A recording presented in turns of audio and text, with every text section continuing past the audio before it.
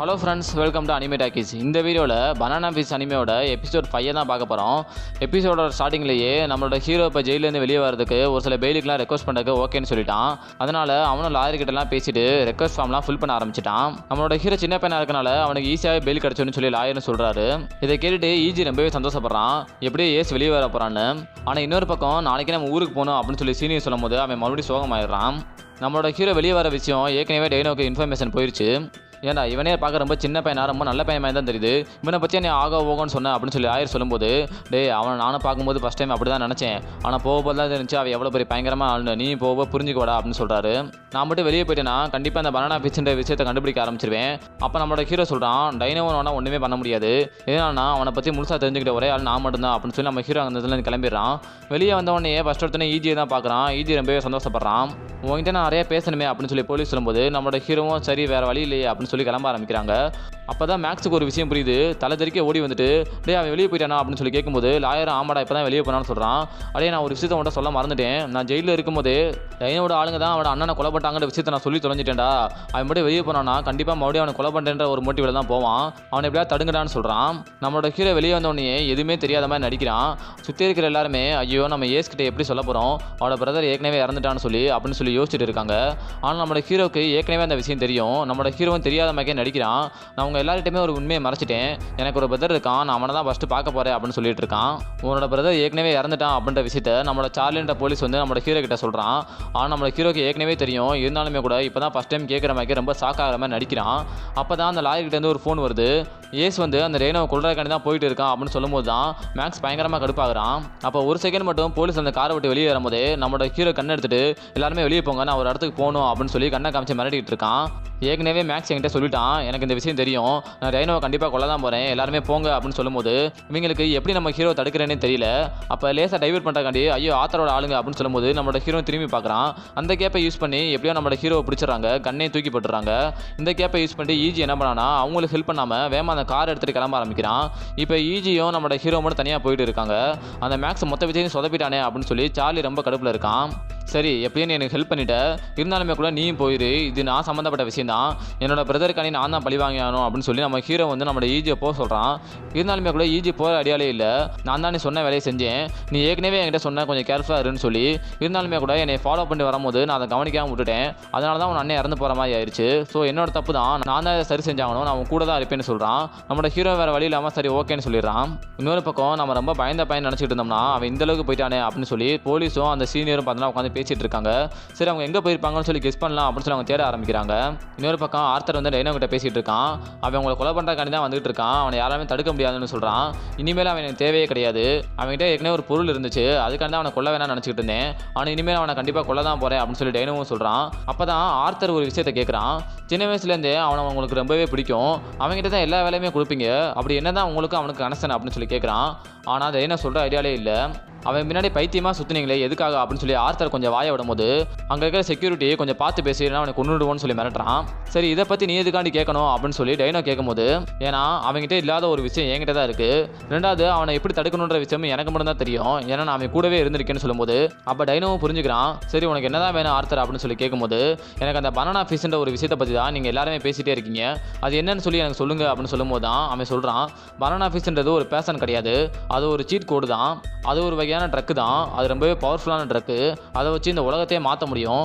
இப்போதைக்கு உங்ககிட்ட என்னால் இந்த விஷயத்தை மட்டும் தான் சொல்ல முடியும், இதுக்கு மேலே நான் உங்ககிட்ட ஏதாவது சொல்லணும்னா நான் சொல்கிற வேலையை நீ முடிச்சிட்டு வா அப்படின்னு சொல்கிறான். இன்னொரு பக்கம் ஈஜியும் நம்மளோட ஹீரோ நடந்து போயிட்டு இருக்கும்போது அவனை யாரோ ஃபாலோ பண்ணிட்டு வராங்க. அவனை அடிச்சு போட்டு நம்மளோட ஹீரோ விசாரிக்க ஆரம்பிக்கிறான். அப்போ தான் அந்த இடத்துக்கு கோழிமணியான அவனோட ஆளுங்களோட வந்துடுறான். இவன் நாங்கள் பேச வைக்கிறோன்னு சொல்லும்போது அவனை கொலை பண்ணிடாதீங்க, பேச மட்டும் வைங்கன்னு சொல்கிறான். பரவாயில்லையே இவ்வளோ நடந்து கூட நீ மாறலையே அப்படின்னு சொல்லி கோழிமணியான சந்தோஷப்படுறான். இப்போ 3 பேருமே சேர்ந்து பிளான் பண்ண ஆரம்பிக்கிறாங்க. ஆனால் நம்மளோட ஹீரோக்கு விருப்பமே இல்லை, நீங்கள் 2 பேருமே போயிருங்க, இதை நான் மட்டும் பார்த்துக்கிறேன்னு சொல்கிறான். ஆர்த்தரும் என்னோட ஆளுங்கள் நிறைய பேரை கொலை பண்ணிட்டான், நானும் கண்டிப்பாக பழி வாங்கியே ஆகணும், நீ தனியாக போனா கண்டிப்பாக செத்து போயிடுவேன், ஸ்கிப்புக்காகவும் உன்னோட அண்ணனுக்காகவும் நீ பழி வாங்கியே ஆகணும், நீ இப்போ தனியாக போனா உன்னை கொலை பண்ணிட்டாங்கன்னா நீ இது வரைக்கும் கஷ்டப்பட்டது எல்லாமே வேஸ்ட்டாக போயிடும், ஸோ நம்ம சேர்ந்து இருந்தால் மட்டும்தான் இதை செய்ய முடியும்னு சொல்லும்போது நம்மளோட ஹீரோ ஓகேன்னு சொல்லி ஒத்துக்கிறான். இந்த பையன் ஒன்று சும்மா கிடையாது, இவர் ரொம்ப தைரியமான பையன் தான், உனக்கான என்ன வேணாலும் பண்ணுவான் போல அப்படின்னு சொல்லி அந்த கோழிமணியை சொல்லும்போது இதை பற்றி உங்களுக்கு எப்படி தெரியும் அப்படின்னு சொல்லி ஈஜி கேட்குறான்.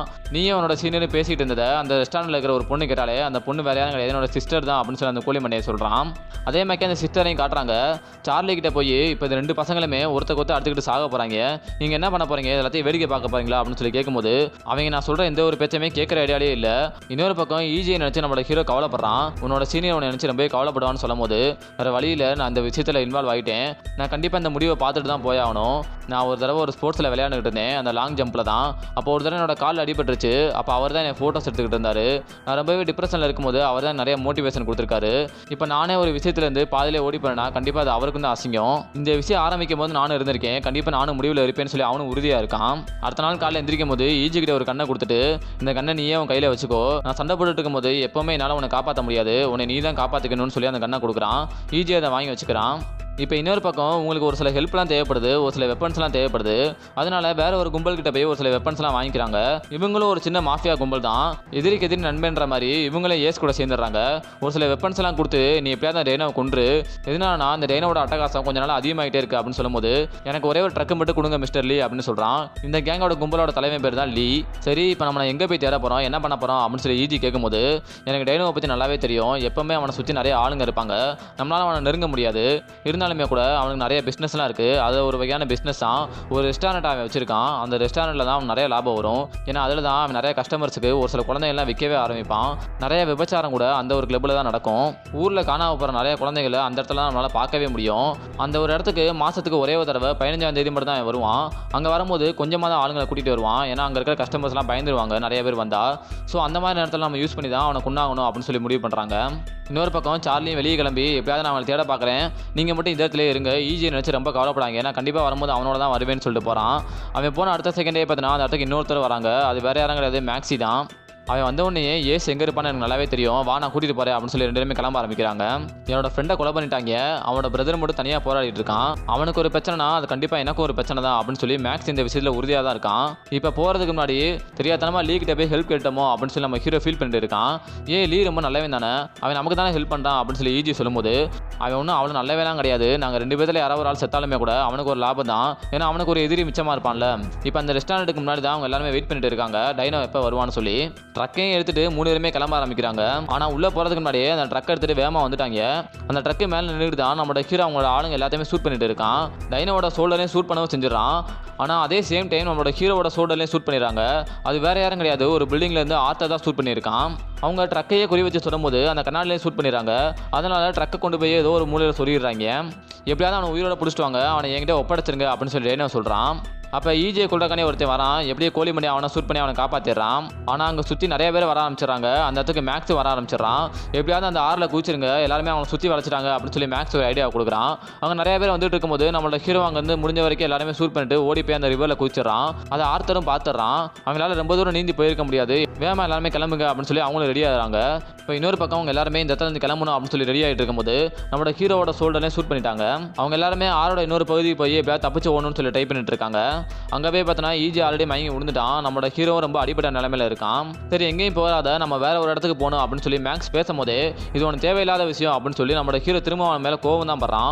அப்போ மேக்ஸ் கொஞ்சம் கூட யோசிக்கவே இல்லை, ஓங்கி ஒரு குத்து விட்டுறான் நம்மளோட ஹீரோட வாயிலேயே. ஏற்கனவே அவன் அடிபட்டிருக்கு, குத்துன குத்துல நம்மளோட ஹீரோ அதே இடத்துல மயங்கிடுறான். அப்போ அவனை தூக்கிக்கிட்டு வேற ஒரு இடத்துக்கு போறாங்க. அப்போ கண்ணை முழிச்சு பார்க்கும்போது ஏதோ லைப்ரரி மாதிரி ஒரு இடம் இருக்கு, அது மேக்ஸ் ஒரு இடம் தான் போல, அந்த இடத்துக்கு தான் அவனை கூட்டிட்டு வந்திருக்காங்க. இப்போ நமக்கு வேற வழி இல்லை, டைனோவை கொள்றதை விட முதல் அந்த பனானா ஃபிஷ்னா என்னன்ற விஷயத்தை நம்ம கண்டுபிடிக்கணும். அதுக்காக உன்னோட அண்ணன் வாழ்ந்த ஒரு வீட்டில் தான் நம்ம போகிறோம்.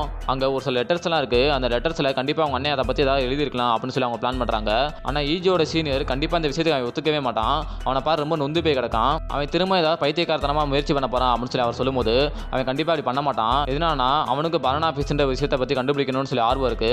அவன் அப்படி செய்ய மாட்டான்னு சொல்லும்போது நம்மளோட ஹீரோ போய் அவனோட பிரதரை பற்றி கொஞ்சம் யோசிக்க ஆரம்பிக்கிறான். அதை நினைக்கும் போது அவனுக்கு அதே இடத்துல அழுகையும் வந்துடுது. இதே இந்த எபிசோடையும் முடிக்கிறாங்க. அடுத்து வர எபிசோட்லாம் இன்னும் இன்ட்ரெஸ்டிங்காக இருக்கும். அடுத்த எபிசோட என்ன நடந்துச்சுன்றதை அடுத்த வீடியோவில் பார்க்கலாம். இந்த வீடியோ உங்களுக்கு பிடிச்சிருந்தால் லைக் பண்ணுங்கள், ஷேர் பண்ணுங்கள், கமெண்ட் பண்ணுங்கள், மறக்காமல் சப்ஸ்கிரைப் பண்ணிட்டு போயிருங்க. பாய்.